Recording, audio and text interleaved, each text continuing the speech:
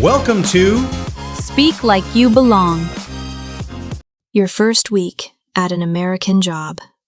You show up on time, you do the work, you're polite, you're professional, and somehow you still feel like you're doing something wrong. Nobody told you what it was. Nobody said anything directly. But you could feel it. That's not in your head. There are rules at American workplaces.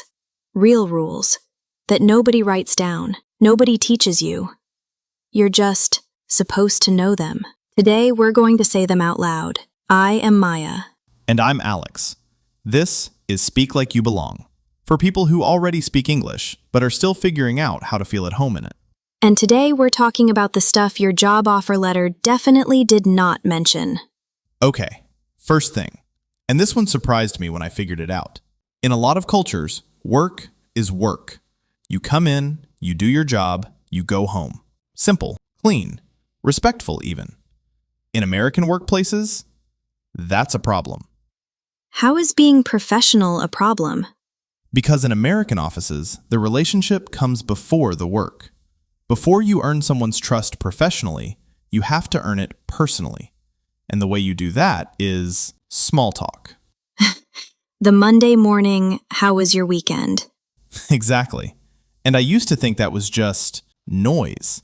Like, we're at work, let's work. But I was missing something big. What were you missing? When your American coworker asks, "How was your weekend?"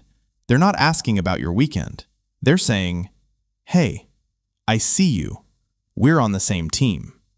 It's a check-in, a door opening. And if you just say, "Fine, thanks," and turn back to your computer, you just close the door. And after enough closed doors, people start to think you're cold, or you don't like them, or you're just hard to talk to. And none of that is true. You were just being efficient. You were doing your job. So what does it actually look like to do it right? Keep it short, keep it real, and throw it back. So instead of, "Fine, thanks," you say, "It was good, actually. I finally tried that new taco place on 5th. Have you been?" That's it. You shared something small. You showed you're a person. And now the ball is in their court. And they feel like they know you a little better. Which means next time there's a decision being made, a project, a team, an opportunity, they think of you. Not because of your skills alone, because they like you. That's the game. And nobody tells you that going in. Okay, second rule. And this one is really important, especially in meetings. In American workplaces, silence is rarely read as wisdom. Oh, yeah. I know. In a lot of cultures, you speak when you have something important to say. You listen carefully. You don't talk just to talk. That's actually considered mature. Very mature. Very smart. Also, in American offices, very invisible. Because here, participation is a signal. When you speak in a meeting, even just to agree with someone, even to ask a question, you're saying, "I am engaged. I am here. I have a perspective." When you stay quiet the whole time, even if everything you're thinking is brilliant, people forget you were in the room. I had this moment, maybe 6 months into my first corporate job. We had a big team meeting. I had ideas, good ones, I think. But I kept waiting for the right moment, the perfect opening, the right pause. It never came. The meeting ended. My manager asked someone else to lead the project. And you knew. You had the ideas, but you didn't say them. I learned something that day. In American meetings, you don't wait for permission to speak. You just speak. And you don't have to have the perfect sentence ready. You can say, "Can I jump in here?" Or, "I want to add something to that."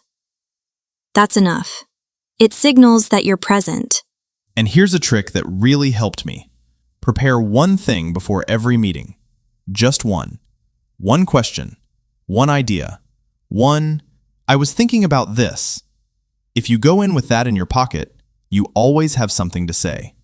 You're never just sitting there hoping nobody looks at you. The worst. When someone goes, "Alex, what do you think?" and your brain just leaves the building. One thing. Prepare one thing. That's it. Okay, third one. And this is the one genuinely bothers me because it feels unfair. But it's real, so we have to talk about it. In a lot of cultures, if you do good work, the work speaks for itself. You don't go around telling everyone you did something. That's considered showing off. Right. You let the results do the talking. In American workplaces, your results don't always get to the right people by themselves. You have to help them travel. What does that mean practically? It means, if you solved a problem, say so. Not in a braggy way, but clearly. Hey, just so you know, I figured out the issue with the client report. Here's what I did. That's it. You're not bragging. You're updating. You're communicating. And if you don't do that? Someone else will get the credit. Not because they're dishonest, just because they spoke up and you didn't. And I know that feels wrong. It feels like the system is broken. And honestly, maybe it is a little. But understanding how it works, that's how you protect yourself inside it. Start small. After you finish something, send a quick message. Just wrapped up the Johnson report. Let me know if you have questions. That's it. 2 lines. You're visible, you're professional, and the right people know you did the work. You don't have to become someone you're not. You just have to learn the language of this particular place. And that's exactly what we're here for. Quick word moment. 3 phrases from today. Ones you can use starting tomorrow. First, small talk. Not the words themselves, the purpose. Small talk equals relationship building. It's not a waste of time. It's actually how trust gets built at work in America. Treat it like that, and it changes everything. Second, jump in. As in, can I jump in here? This is how Americans politely interrupt in a meeting. It's not rude. It's participation. Practice saying it out loud before your next meeting. Seriously. Third, loop someone in. Let me loop my manager in on this. It means to include someone in a conversation or email chain. It's very American, very common, and when you use it naturally, people notice. In a good way. Look, nobody handed you a guide when you walked into your first American office. Nobody pulled you aside and said, "Here's how things actually work here." So you figured it out on your own, which is honestly kind of impressive when you think about it. You've been navigating an entire unwritten system, in a second language, with no map. And today, you got a little bit of that map. Small talk is relationship building. Silence in meetings makes you invisible. And your good work needs a little help getting to the right people. None of this means changing who you are. It means understanding the room you're in, and then deciding, deliberately, how you want to show up in it. That's the difference between surviving at work and actually belonging there. Here's your question for this week. Think about your workplace, or any workplace you've been in. Which of these 3 rules surprised you the most? Or which one did you learn the hard way? Drop it in the comments. We genuinely read them. New episode coming soon. We'll see you there. Take care of yourself. See you next time.